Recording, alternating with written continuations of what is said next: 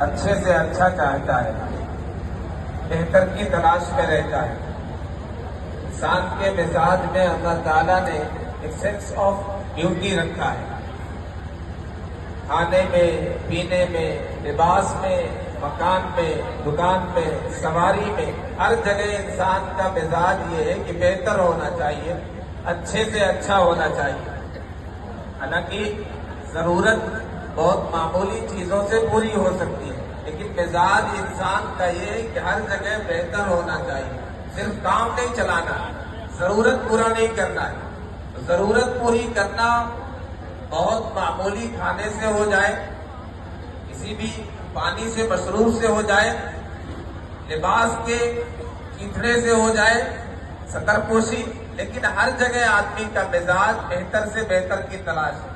تو یہ اگر اعتدال میں ہو تو غلط بھی نہیں ہے، لیکن یہ جو ہمارا مزاج ہے، شریعت یہ چاہتی ہے، ہمارا دین یہ چاہتا ہے، اللہ اس کے رسول یہ چاہتے ہیں کہ ہم جسے بہتر سمجھتے ہیں اور جہاں بہتر سے بہتر کی تلاش ہمیں ہے، یہ جذبہ اور یہ مزاج یہاں سے ہٹا کر کے دین میں آنا چاہیے۔ یہاں بہتر سے بہتر کی تلاش ہونا چاہیے۔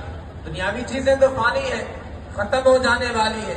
اس حوالے سے 3-4 آیتیں قرآن میں ہیں۔ ایک تو بہتر کیا ہے، ہم کہتے ہیں نا یہ بہتر ہے، یہ ہونا چاہیے، اچھا ہونا چاہیے۔ قرآن کیا کہتا ہے؟ وَأَن تَصُومُوا خَيْرٌ لَكُمْ إِن كُنتُمْ تَعْلَمُونَ۔ تمہیں بہتر کی تلاش ہے، تمہیں سب سے اچھے کی تلاش ہے، تمہیں بیسٹ چاہیے، تمہارے لیے سب سے بہتر کیا ہے تمہیں نہیں پتا ہے، تمہارے رب کو پتا ہے۔ تمہارا رب کیا کہہ رہا ہے؟ اللہ یہ فرما رہا ہے تمہارے لیے سب سے بہتر یہ ہے وَأَن تَصُومُوا خَيْرٌ لَكُمْ، تم روزہ رکھو، یہ تمہارے لیے سب سے زیادہ بہتر ہے۔ اتنا بہتر ہے، اتنا پیارا عمل ہے۔ حدیث قدسی میں ہے کہ ابن آدم کا ہر عمل اس کے لیے الا الصیام، سوائے روزہ۔ روزہ میرے لیے ہے، الصوم لی وانا اجزی بہ، روزہ میرے لیے ہے، اس کا بدلہ میں خود دیتا ہوں۔ آپ اندازہ کریں، آپ کے لیے کوئی تھوڑی دیر انتظار کرے، فلاں صاحب آ رہے ہیں، ان کے ساتھ کھانا کھانا آپ کو کتنا اچھا لگتا ہے، اتنا پیار آتا ہے کہ میری وجہ سے اس نے کھانا روکے رکھا، کہ کھانا نہیں کھایا، میرا اتنا پاس و لحاظ ہے۔ اگر اللہ کے لیے ہم بھوک اور پیاس کی شدت کو برداشت کریں گے، اللہ کو کتنا، یہ پیار ہی ہے۔ اس پیار ہی کی وجہ سے اللہ تعالیٰ نے فرمایا کہ روزہ میرے لیے ہے، میری وجہ سے بھوک اور پیاس کی شدت یہ برداشت کرنا، اس کا بدلہ میں خود ہی دوں گا۔ تو ہمیں بہتر کی تلاش ہے، قدم قدم پہ اچھے سے اچھے کا مطالبہ ہوتا ہے، اس کی خواہش ہوتی ہے وَأَن تَصُومُوا خَيْرٌ لَكُمْ إِن كُنتُمْ تَعْلَمُونَ، روزہ رکھو، یہ تمہارے لیے سب سے زیادہ بہتر ہے، سب سے اچھی چیز ہے۔ اور انتہائی بدبخت ہیں، بد نصیب ہیں وہ لوگ، حرما نصیب ہیں وہ لوگ جو اس ماہ مبارک میں بھی روزہ نہ رکھے۔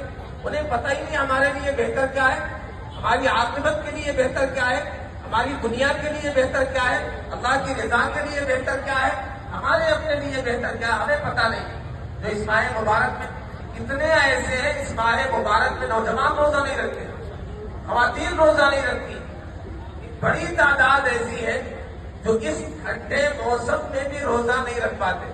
تو یہ ہمارے لیے سب سے بہتر اس ماہ مبارک میں روزہ رکھنا ہے، اس سے بہتر کوئی عمل نہیں، اس میں کوتاہی نہیں ہونی چاہیے۔ اس سے آگے بڑھ کر کے ہمیں اس مہینے میں ایک ترتیب بنانا ہے کہ ہر مہینے میں 3 دن کے انشاءاللہ روزے رکھیں گے تو ہم ہمیشہ روزہ رکھنے والے ہو جائیں گے۔ تو یہ ہمارے لیے سب سے بہتر کیا ہے؟ وَأَن تَصُومُوا خَيْرٌ لَكُمْ إِن كُنتُمْ تَعْلَمُونَ۔ دوسری چیز وَأَن تَصْبِرُوا خَيْرٌ لَكُمْ، تمہارے لیے سب سے بہتر کیا ہے، سب سے اچھا کیا ہے، بہت اچھا کیا ہے؟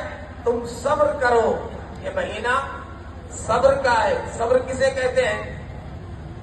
صبر ہم یہ سمجھتے ہیں مصیبت پہ صبر بس، صبر صرف یہ نہیں ہوتا ہے الصبر علی الطاعۃ، الصبر عن المعصیہ، الصبر علی المصیبہ، مصیبت پر بھی صبر ہوتا ہے، یہ ایک قسم ہے۔ عبادت پر جمے رہنا یہ بھی صبر ہے۔ ہم یہ طے کریں کہ اس ماہ مبارک میں یہ تراویح ایک خاص عبادت ہے، اس ماہ مبارک میں تو ہم انشاءاللہ اس میں جمے رہیں گے۔ ایسا نہیں ہوگا تراویح مکمل ہو گئی تو ہم بے صبری کا مظاہرہ کریں کہ ہم نے تو ایک قرآن مکمل کر لیا، سن لیا ہے، اب ہمیں تراویح پڑھنے کی ضرورت نہیں ہے، اب رات میں ہم تفریح کرتے رہیں گے، گھومتے رہیں گے۔ آدمی کی اصل حیثیت اور حقیقت کا اندازہ رات سے ہوتا ہے۔ آدمی جب فراغت کا وقت ہوتا ہے پھر دیکھا جاتا ہے مشغولیت کیا ہے، فراغت کے وقت میں کیا کر رہا ہے۔ جو آوارہ ہوتے ہیں آوارگی پر نکل جاتے ہیں، جو عیاش ہوتے ہیں رات میں نائٹ کلب نکل جاتے ہیں، عیش پرستی میں مگن ہو جاتے ہیں، جو زندگی کو بے مقصد سمجھتے ہیں وہ سیر و تفریح میں، سیر سپاٹے میں، دوستوں سے ملاقات میں، لا یعنی بات میں، موبائل پر چیٹنگ کرنے میں، واٹس ایپ پر راتیں یہاں گزارتے ہیں۔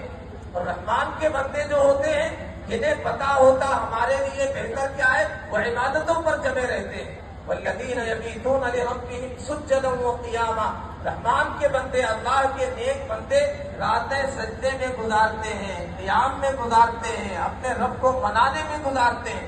یہ ماہ مبارک رمضان کی راتیں بھی ہم دیکھنے جا کر کے چوک پر کتنے نوجوان ابھی ٹہلتے ہوئے ملیں گے۔ یہ راتیں ٹہلنے کے لیے ہیں، ماہ رمضان کی راتیں سیر و تفریح کے لیے ہیں، چائے پینے کے لیے ہیں، ہوٹلوں کو سجانے کے لیے ہیں، ہوٹلوں کو زینت بخشنے کے لیے ہیں، یا مسجدوں کو آباد کرنے کے لیے، اپنے گھروں میں سجدے کرنے کے لیے، تلاوت کرنے کے لیے، خاص طور پہ آخری پہر میں رب کو منانے کے لیے، استغفار کے لیے، توبہ کرنے کے لیے۔ اس صبر کا یہ مطلب ہے عبادتوں پر جمے رہنا۔ تو یہ خاص جو عبادت ہے میں اس کا تذکرہ کر رہا ہوں، باقی ساری عبادتوں میں ہمیں جمے رہنا ہے۔ تراویح میں چونکہ کوتاہی ہونے لگتی ہے مکمل ہونے کے بعد، تو اس پہ خاص طور پہ جمے رہنا ہے۔ وَأَن تَصْبِرُوا خَيْرٌ لَكُمْ۔ دیکھیں صبر کا صلہ کیا ملتا ہے، صبر کا بدلہ کیا ملتا ہے۔